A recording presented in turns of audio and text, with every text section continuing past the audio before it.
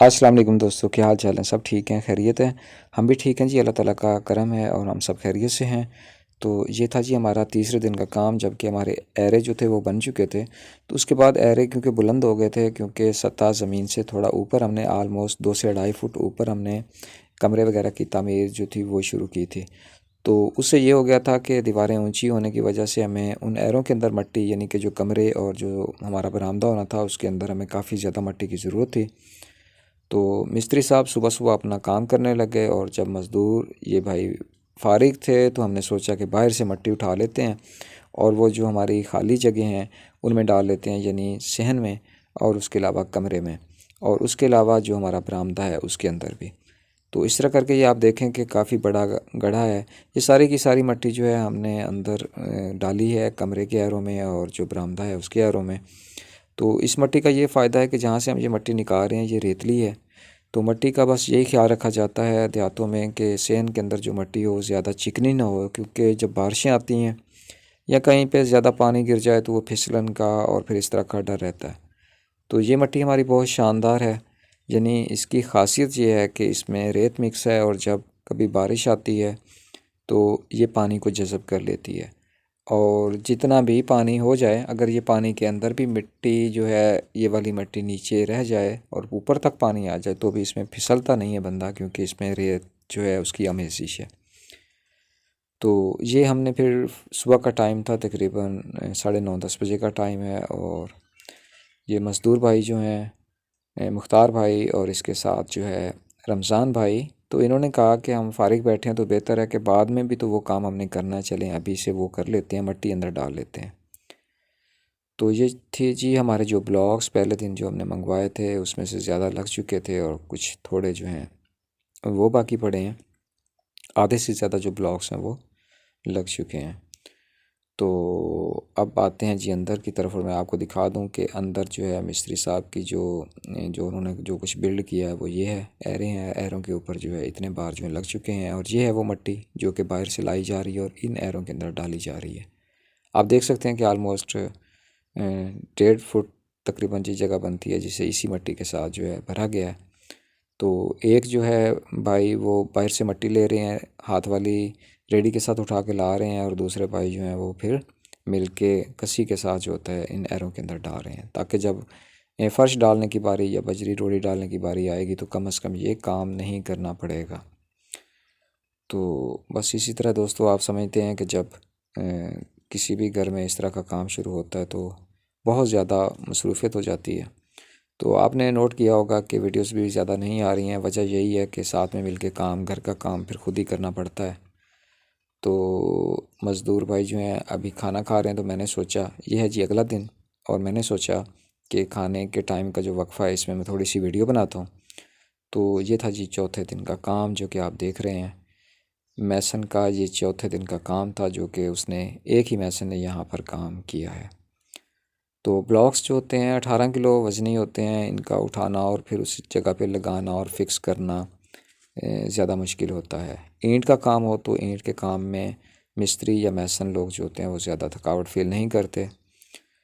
तो ये दीवार आप देख सकते हैं जी, ये है जी हमारा 5वें दिन का काम।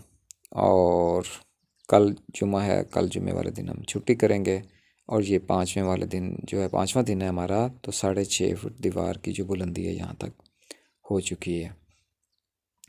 तो मैंने सोचा कि मैंने 1-2 दिन वीडियो नहीं बनाई, तो आप दोस्तों से ये वीडियो बना के शेयर करता हूँ।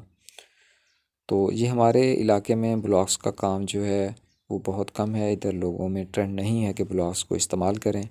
तो पहल जी मैंने की है यहाँ पर ब्लॉग्स की। तो मेरे देखा देखी दो और भी हमसाए हैं, उन्होंने भी ब्लॉग्स जो हैं वो उठा लिए हैं।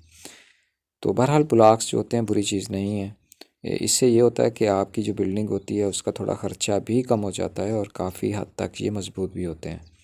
कराची, इस्लामाबाद, रावलपिंडी में तो जो रहने वाले लोग हैं वो इनकी इम्पोर्टेंस को जानते हैं कि माशाल्लाह ब्लॉक्स की बिल्डिंग जो होती है वो कोई कमज़ोर बिल्डिंग नहीं होती। माशाल्लाह काफ़ी अच्छी बिल्डिंग इससे बनती है, इवन के इससे बड़े बड़े प्लाजे जो हैं, बड़ी बड़ी स्टोरीज जो हैं वो तामीर की जाती हैं। लेकिन देहात के लोग जो होते हैं वो हमेशा डरते हैं कि खुदा न खास्ता इनके बारे में पता नहीं है, ये कच्चे होते हैं या इनमें इतनी ताकत होती है या नहीं जितनी कि पुख्ता ईंट में होती है। पुख्ता ईंट अपनी जगह पर, पुख्ता ईंट को इस्तेमाल करके घर को काफ़ी हद तक खूबसूरत बनाया जा सकता है, उसकी डिज़ाइनिंग भी की जा सकती है। लेकिन जो एक्सपर्ट हैं कराची, इस्लामाबाद, रावलपिंडी और इन इलाकों में जिनमें भी ये हैदराबाद वाली साइड पे यहाँ पे ये यूज़ होते हैं ब्लॉक्स, तो वहाँ के कारीगर, वहाँ के मैसन जो हैं इसे भी बहुत अच्छे तरीके से इसके अंदर भी तराश खराश कर लेते हैं और अपनी मर्ज़ी के साथ इसे इस्तेमाल कर लेते हैं। तो आज की दोस्तों वीडियो इतनी ही थी। तो मुझे पूरा यकीन है कि मैं इस तरह की जब वीडियोस लाता हूँ आप दोस्तों के लिए, तो आप दोस्तों को ज़रूर पसंद आती होंगी। तो आप में से कोई भी बहन भाई जब मेरे चैनल पे नया आता है, तो आप सबसे गुजारिश है कि चैनल को सब्सक्राइब ज़रूर कर दिया करें, साथ में बेल आइकन को भी प्रेस किया करें, ताकि नेक्स्ट मैं इसी तरह की कोई वीडियो जब डालता हूँ तो आपको उसको नोटिफिकेशन मिलेगा, आप उसे बर वक्त देख सकेंगे। अच्छा दोस्तों, आपके साथ मैंने एक बात को शेयर करना था, अपना एक्सपीरियंस, अपना तजर्बा, कि जब आप कभी अपने घर की ईंटें वगैरह लेने जाते हैं, भट्ठे पे जाते हैं, तो आप लोग भट्ठा वालों के ऊपर ज़्यादा एतमाद ना किया करें, उनकी बातों पे यकीन ना किया करें। होता कुछ ऐसा है कि अगर भट्ठे के ऊपर ख़ुद से आप खड़े होकर अपनी जो ईंटें हैं वो नहीं लदवाते, तो फिर वो दर्जा अव्वल की जो एक नंबर की अच्छी और मज़बूत ईंट होती है, जिसको ईंट पर ईंट मारने से जिसकी आवाज़ आती है अच्छी सी, मतलब जिसकी खनखनाहट की आवाज़ होती है, वो ईंट अव्वल होती है। और आप पैसे दे रहे होते हैं अव्वल के, और बाज़-औक़ात जब आपका ध्यान कहीं और की तरफ चला जाता है तो वो दो ईंट जो होती है, यानी कि वो ईंट जो ताकत में या जो क्वालिटी में कम होती है, वो भी आँख बचाकर बीच में आपको मिक्स करके दे देते हैं। तो इन चीज़ों का आपने बहुत ज़्यादा ख़्याल रखना है।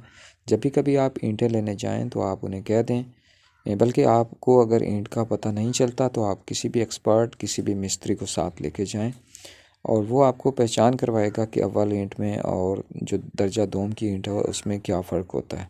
जब आपको इस चीज़ का पता चल जाएगा तो आप सर पर खड़े होकर आप अपनी दर्जा अव्वल की, यानी अव्वल दोम की पहचान करके ईंटें ख़रीद सकते हैं।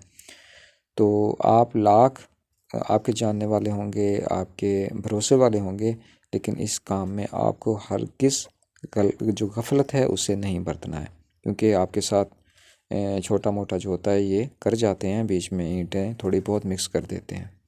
तो इन चीज़ों को आपने ख्याल ज़रूर रखना है। सीमेंट लेने जब आप जाते हैं तो इसकी भी यही होता है कि आप दुकानदार से बात करके लीजिए, ख़रीदिए। आप उनसे बोल दीजिए कि हम सीमेंट लेकर जा रहे हैं, अगर आपका सीमेंट की क्वालिटी अच्छी नहीं होगी या एक्सपायर होगा, अगर हमें मिस्त्री बता देगा और सीमेंट आपका ख़राब होगा, तो हम इस खुले सीमेंट को भी वापस ले आएंगे और अपने पैसे आपसे ले लेंगे। ये सारी चीज़ें आप तय ज़रूर कर लिया कीजिए। तो मेरे कहने का मकसद यही था कि अगर आप रेत, बजरी, सीमेंट और ईंट वगैरह का या ब्लॉक्स वगैरह का भी अगर आप लेन देन करते हैं तो बहुत ज़्यादा आपको एहतियात बरतना होगी। सिर्फ़ और आप इत्मीनान नहीं कीजिए, जब आपको इत्मीनान में लिया जाता है बातों के साथ, तो आपने इत्मीनान नहीं करना, अच्छे तरीके से आपने उनसे बात करनी है और सब कुछ लेना है। तो ईंटों के बारे में मेरे साथ थोड़ा सा ज़रूर हुआ, मेरे साथ मतलब 200-300 ईंट का मसला पेश आया, मैंने उनको कंप्लेंट भी की। तो बहरहाल बाकी हर चीज़ें मैंने बहुत एहतियात के साथ जो थी वो ख़रीदी थी। तो दोस्तों, इससे पहले कि वीडियो बहुत ज़्यादा लंबी हो जाए, और यकीनन आप दोस्तों के पास इतना टाइम नहीं होता, फिर भी आप वीडियो देखने के लिए टाइम निकालते हैं, तो आपका बेहद शुक्रिया। बहुत जल्द इंशाल्लाह एक प्यारी सी वीडियो में दोबारा मिलेंगे। अपना बहुत ज़्यादा ख्याल रखिएगा, चैनल को सब्सक्राइब कीजिएगा, कमेंट ज़रूर कीजिएगा। अल्लाह निगहबान।